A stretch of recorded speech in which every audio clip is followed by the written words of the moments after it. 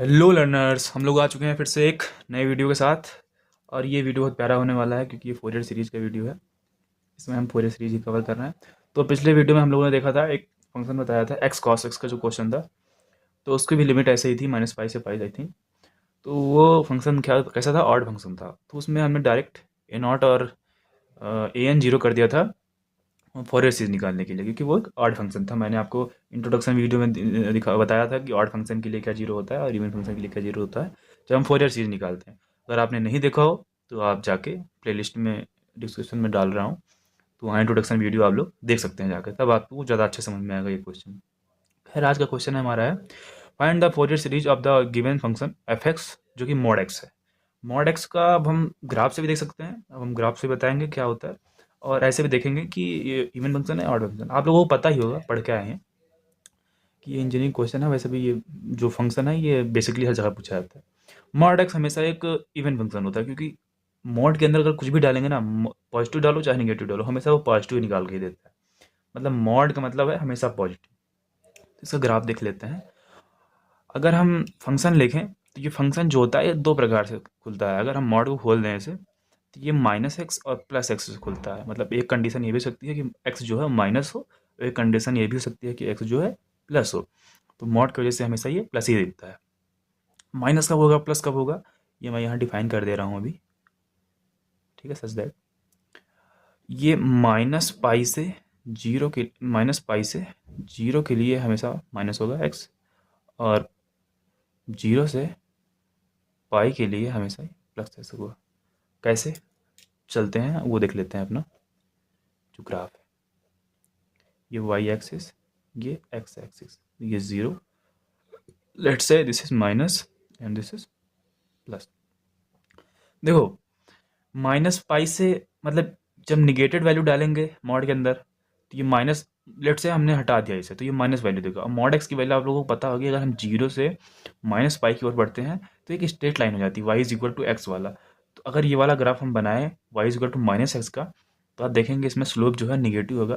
तो ग्राफ कुछ यहाँ से ऐसा जाएगा यहाँ तक। अब चूंकि इंटरवल -पाई तक दिया था, इसलिए हमने यहाँ तक ही बनाया। एक ऐसा जाएगा। और अगर हम वाई इक्वल टू एक्स, मतलब ये वाला ग्राफ बनाए जीरो से पाई के लिए, यहाँ तक पाई है, तो ये कुछ ऐसा जाएगा, स्ट्रेट लाइन। ठीक है। तो मैंने आपको इंट्रोडक्शन वीडियो में बताया, जब फार्मूले वगैरह सारे समझाए थे, कि इवन फंक्शन वो भी होता है जो वाई एक्सिस के अबाउट सिमेट्री होता है। मतलब जिसकी सिमेट्री वाई एक्सिस के अबाउट हो। देखो, जैसा इधर है वैसा ही बीच में जो मिरर लगा रखा है, उसका मिरर के अंदर भी जो इमेज बन रहा है वो ऐसा होगा। तो ये दोनों सिमेट्रिक है अबाउट वाई एक्सिस। अगर कोई फंक्शन जो ओरिजिन के अबाउट भी सिमेट्रिक है, तो भी वो हम उसको इवन फंक्शन मानते हैं। तो यहाँ पे मॉड एक्स एक इवन फंक्शन हो गया। अब हम, पता है इवन फंक्शन में क्या होता है। इवन फंक्शन में हमेशा, चूंकि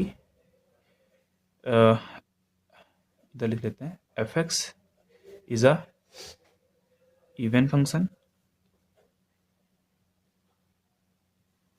इसलिए जो बी एन की वैल्यू होगी वो हमेशा जीरो होगी।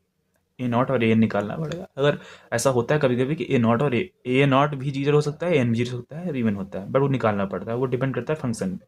लेकिन ये बी एन हमेशा इवन के लिए जीरो ही होगा। क्यों जीरो होगा, क्योंकि देखो, ये फंक्शन वैसे भी इवन है, और जो बी एन जब निकालते हैं तो हम साइन एक्स भी लाते हैं, लेकिन साइन एक्स एक ऑड फंक्शन है, हमेशा ऑड फंक्शन है वो। तो उसके अंदर माइनस पुट करेंगे तो माइनस ही देगा। तो हम अगर प्रॉपर्टी लगाएंगे कैलकुलस वाली, तो वो जब -L से L, ये तभी काम करता है जब लिमिट -L से हो L हो।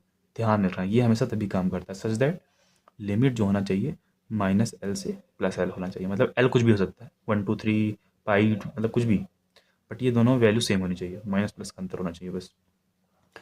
तो यहाँ पे बी एन जीरो हो गया। अब उसमें sine x negative odd function होता है, इसलिए माइनस बाहर आ जाता है। तो जीरो से हम पाई जब लेते हैं लिमिट, तो एक माइनस और बाहर आ जाता है, तो उसको दोनों को ऐड करते हैं तो वो जीरो हो जाता है। वो मैंने इंट्रोडक्शन वीडियो में बता रखा है कैसे होता है जीरो। तो अभी हम क्वेश्चन फोकस करते हैं।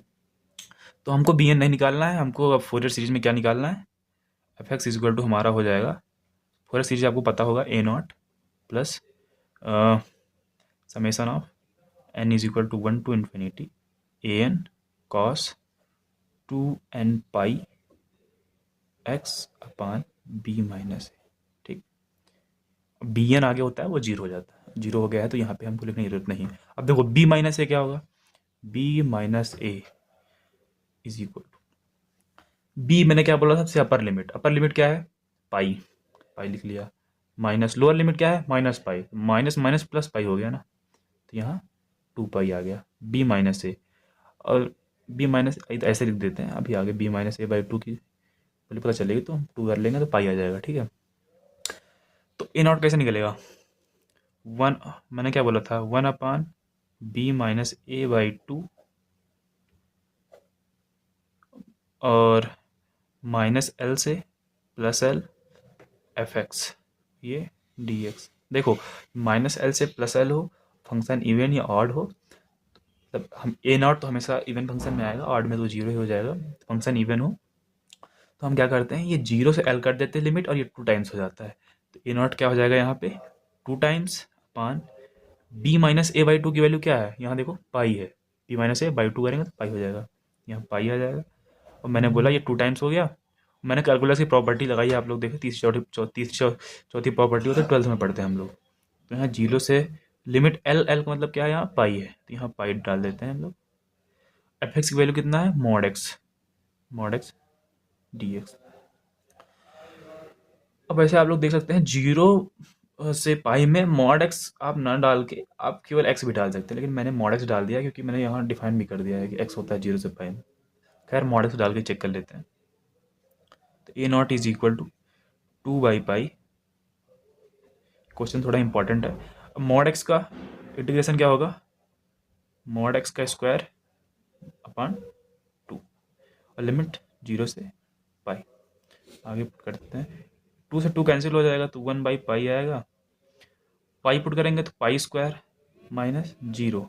अब ए नॉट की वैल्यू कितनी आ गई, ये पाई से पाई कट जाएगा तो ए नॉट की वैल्यू आ गई पाई, ठीक है।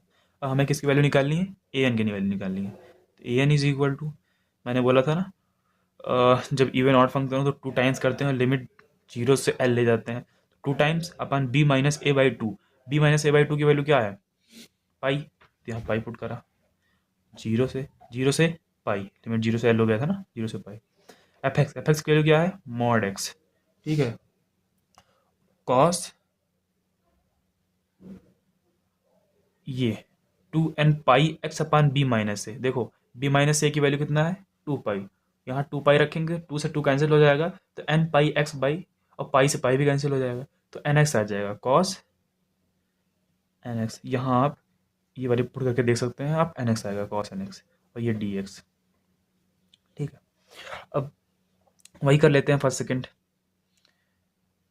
ठीक है, इंटीग्रेशन बाई पार्ट करते हैं ना हम लोग, मतलब यूवी रूल लगा के, तो इसको आईलेट का यूज़ करके हम करते हैं इसको फर्स्ट, और दिस इज सेकेंड, 2/पाई बाहर रह जाएगा। देखो integration of, sorry first integration of second, cos x का इंटीग्रेशन क्या होगा, साइन एन एक्स, और जो ये मल्टीप्लिकेशन में डिवाइडेड में आ जाएगा, इसका इंटीग्रेशन आई होगा आप लोगों को आता होगा, लिमिट हम अलग अलग लगाएंगे तो जीरो से पाई, और ये 2 अंदर हो जाएगा 2/पाई, और लिमिट जीरो से पाई। अब फर्स्ट का डिफ्रेंशिएशन होता है तो मॉडल्स का डिफ्रेंशिएशन 1 ही हो जाएगा, तो 1 इंटू कॉस एन एक्स का integration sine N x by n d x, इसका फिर से इंटीग्रेशन करना है हमें। तो आई होप आपको समझ में आ रहा होगा। ए एन इज इक्वल टू 2/पाई, अब देखो यहाँ लिमिट अप्लाई कर दो, पाई साइन एन पाई, अब साइन मैंने बोला था पिछली बार वीडियो में बताया, साइन एन प्लस 1 पाई, साइन एन पाई, इन सब की वैल्यू हमेशा पाई जो मल्टीपल होता है हमेशा जीरो होती है, तो हमेशा वैल्यू जीरो हो जाएगी, और जीरो जब यहाँ पुट करेंगे तब भी वैल्यू जीरो हो जाएगी, -2/पाई। अब देखो 1/n बाहर कर लिया तो यहाँ एन पाई हो गया, एन बाहर कर लिया हमने, ये साइन एन एक्स का sorry integration minus cos N X upon N, limit zero से pi, A N is equal to, ये तो पूरा जीरो ही हो गया, अब ये माइनस माइनस हो गया पर प्लस, और ये एन बाहर आ जाएगा, 2/n² into pi, limit put करो, कॉस एन पाई, कॉस एन पाई की वैल्यू क्या होती है, -1 की पावर एन, और जीरो -1, एन एक्स का जीरो पर कॉस जीरो होगा तो -1 होगा, ए एन की वैल्यू क्या होगी फिर 2/n² पाई -1 की पावर n -1, ये हो जाएगी आपका ए एन की वैल्यू। ठीक है, अब हमें बस यही वैल्यू पुट करनी है और आंसर निकालना है। कैसे? क्वेश्चन 1 से फोरियर सीरीज क्या थी हमारा, F X is equal to A not plus summation of N is equal to 1 to infinity A N cos 2n pi X upon B minus A, यही तो थी सीरीज। एफ एक्स के हमको value निकालनी है। ए नॉट की value क्या आई थी यहाँ, 2, सॉरी बाई 2 होता है, मैंने मिस्टेक कर दिया, बाई 2 होता है यहाँ पे, आप सही कर लेना। तो ए नॉट की वैल्यू आई थी पाई, पाई बाई 2 हो जाएगा यहाँ पे। ठीक है, प्लस ए एन की वैल्यू देखो, अगर हमें, मैं तो पुट कर दूँ ए एन की वैल्यू, पहले पुट कर देता हूँ फिर बताता हूँ कैसे। ए एन की वैल्यू आई है 2/n² इंटू पाई -1 की पावर n-1। पीछे देखे जाके आप देख सकते हैं ए एन की वैल्यू क्या है, इंटू कॉस, और यहाँ मैंने सब कुछ पुट करा था, बी माइनस ए वगैरह, तो कॉस n पाई आया था, देख सकते हैं पीछे जाके। अब यहाँ जो समेसन का वो लगा है इसको हम खोल देंगे, मतलब अप्लाई कर देंगे, 2 बाहर आ जाएगा और पाई भी बाहर आ जाएगा इसके अंदर।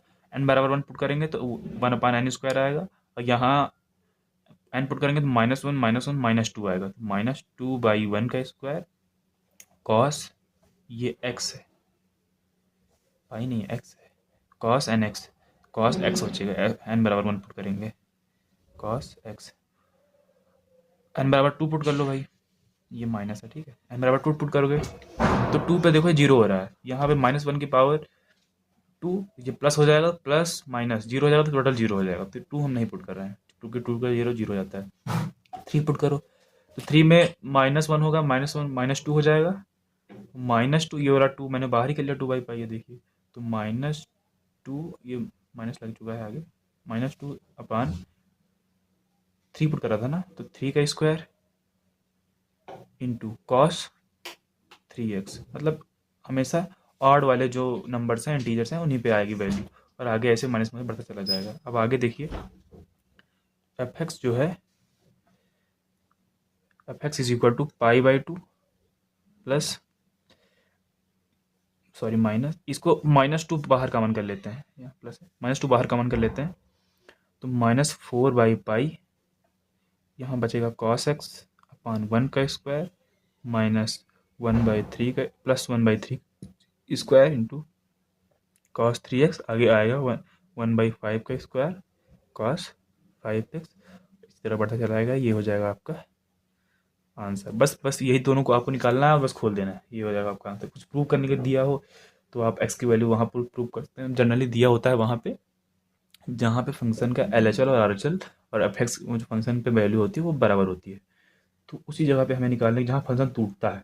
जैसे यहाँ पे 0 पे टूट रहा है मॉड एक्स का, तो इसलिए वहाँ पे लगभग वैल्यू निकालने के देते हैं, तो यहाँ 0 पुट करेंगे, कुछ प्रूव करना होगा, π² से प्रूव करना होगा, यहाँ पे 1/1² प्लस 1/3² प्लस 1/5² की, यहाँ 0 पुट कर देंगे इस फंक्शन में, एफ जीरो की वैल्यू 0 ही होगी, आप देख सकते हैं आप। तो ये हो गया आपका आंसर। तो आई होप आपको क्वेश्चन समझ में आया होगा। पिछला क्वेश्चन भी देखिए, अगर नहीं देखा है तो आपको ज़्यादा क्लियरिटी हो जाएगी, और पीछे जाके इंट्रोडक्शन वीडियो देख सकते हैं, तो जिससे आपको जो फार्मूले बता रहे हैं कैसे हो रहा है, ये आपको क्लियरिटी हो जाएगी उसमें।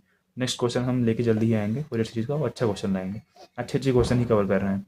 और आपको अगर इसका PDF मटेरियल चाहिए तो आप मेरा टेलीग्राम चैनल बेंजोर अकेडमी के नाम से है, ज्वाइन कर सकते हैं। उसमें सभी सब्जेक्ट, मतलब जो भी हमसे पॉसिबल हो पाता है उसका सबका मटेरियल डाल देते हैं, EVS, मैथमेटिक्स, फिजिक्स, मैकेनिक्स जो भी है, सबका मटेरियल उस पर डालते हैं, और इस सबका PDF भी वहाँ पड़ा हुआ है, मतलब 20-25 क्वेश्चन सोल्यूशन भी वहाँ हुआ है, तो आप सब वहाँ से जाके देख सकते हैं। नेम है बेंजोल अकेडमी, मैं डाल दे रहा हूँ यहाँ पे, benzoyl academy. 2 channel benzoyl academy, chat का भी ज्वाइन कर सकते हैं, जिसमें आप कोई मैसेज करके, कोई क्वेश्चन करके भी पूछ सकते हैं। चलिए, आई होप आपको क्वेश्चन समझ में आया होगा। Thank you.